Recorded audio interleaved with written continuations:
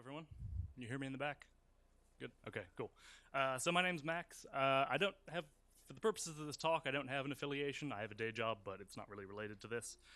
So it's about creating genomes, the actual technical aspect of it. So right now, there's the first slide, but there's not much on it. We can just skip that. So right now, I know they're quoting numbers like 10 cents a base pair. I think in the next few years we can maybe hit 1 cent per base pair. That doesn't include assembly costs, but even at that level, it's 30 million per haploid genome. Plenty of room for improvements, I think. I hope. And so the first of these two, this two kind of project is Isothermal Amplification Array, which is basically if you have a library of every single 8-mer oligo, you can kind of chain those together and get larger sequences. So what we do is, you can see down here, so there's about 65,000 of them, which, you know, we can do that in microarrays, or we have done. Everyone remembers microarrays, I assume. So what you do is you get a single, you just synthesize a whole bunch of one strand, and it's got the nicking enzyme site in it, which like a restriction enzyme, but it only cuts one end. And from there you can add on an extra 8 base pairs onto the end of this thing, place those onto an array. Place it onto an array, and then you can do extension on it, probably, like with DNA microarrays. So you have each spot has a unique 8-mer on it, and then that's attached to this kind of foundation sequence with the nicking enzyme site on it. So we lay all those out, and then so what happens is you have put your DNTPs, your polymerase, your nicking enzyme. Polymerase comes in, synthesizes the second strand. Nickase chops it off, and then the polymerase, which is strand displacing, comes in and pushes that one off, generates a new one. The cycle repeats itself until you have a pool of 8-mers floating around.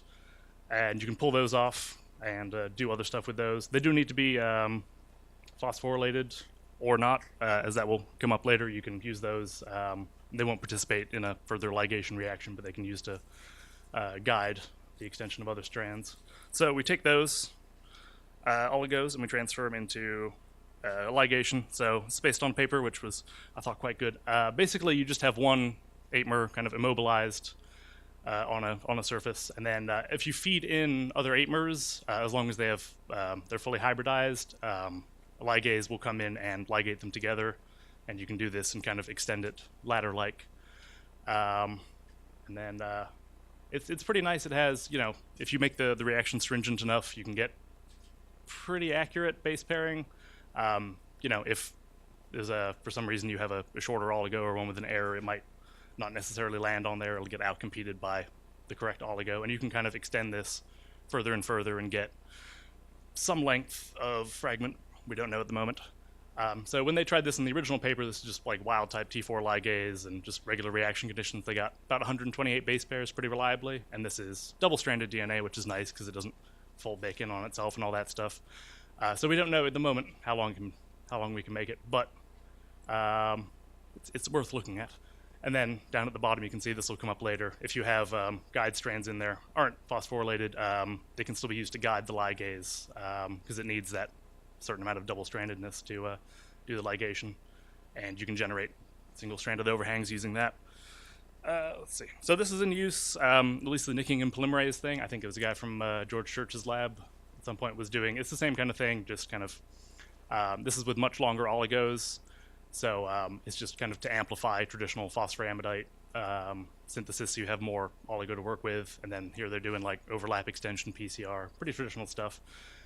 With the library, the 65,000-ish oligos minus ones that are like self-complementary, you at least have them all on hand. You just need to add the enzymes, the DNTPs, and just wait, and you can do that parallel if you want to. And then you have them all on hand, and to some degree, yeah, if you have a short oligo that will like perfectly match with itself, you can't use that one, but you can algorithmically determine the best way to assemble a sequence based off of that and try to get as long of a sequence as you can until you get a sequence that's not possible to be made with this. And there's room for traditional synthesis as well to bridge the gaps. So that's fun. And then the second one is Recombinase-mediated Assembly. So I should point out, everyone knows recombinases. It's usually site-specific kind of Krelok stuff, but this enzyme, UVSX, it's related to Rec-A, if everyone knows Rec-A, or like the RAD enzymes from yeast and humans. What they do is they're used in double-stranded break repair, but they will bind to a short sequence of single-stranded DNA and then kind of scan through double-stranded, other double-stranded DNA that's around. And then when they find a match, a very close match, they will displace the third strand on that double-stranded DNA and kind of shove in the single-stranded DNA. So here it's used for like isothermal PCR. You don't need to temperature cycle. You just have your amplicon here. The X, which is those yellow blobs, binds on the primer, and it just shoves the primer into the end of the amplicon, and then polymerase is able to access this now underhang and then synthesize a new strand, and there's a PDB image of it. So it's pretty cool. People are using it mostly for this kind of isothermal PCR stuff for low resource environments. You can do PCR without a PCR machine and then get enough amplicon to detect. And what we do instead is you have a fragment. Like I mentioned, there's the underhang on it. We don't know exactly how long these fragments are going to be, but it should be fairly flexible on that end. So we have the female and the male end, just for clarity's sake.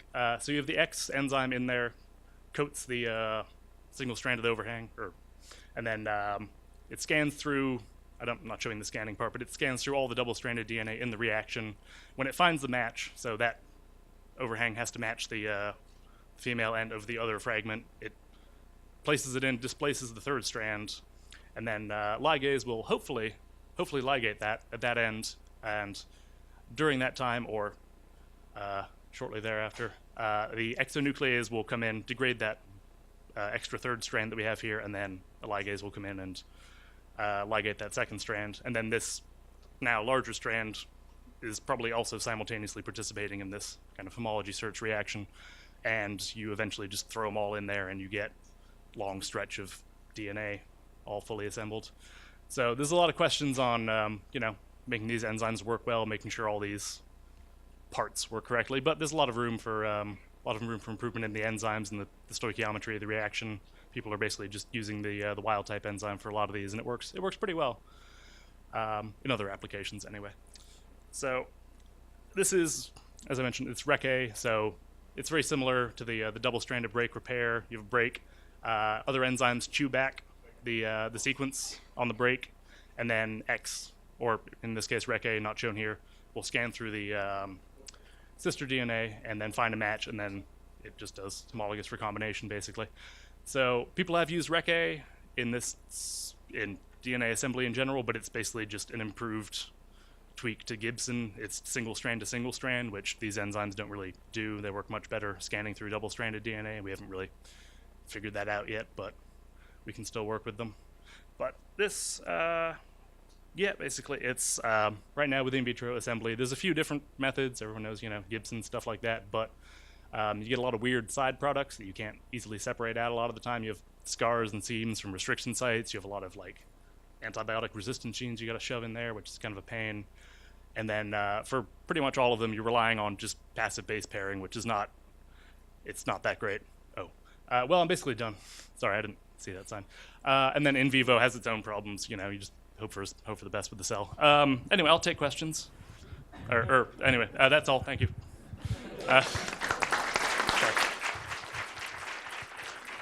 It was a lot to get through, but I figured best to just push through. Questions from the audience, from the cafe? Anyone? Okay. Oh, yes. Omri. The first slide, you said the cost per base pair for phosphoramidite is capped at 0.01 cents a base pair. Well, I would like to ask you about that because I hear you're at Twist It can now. go way down, so just... Okay, well, I'll believe it when I see it. Been promising for a long time. Anyway, any other questions? Yes, Jeff?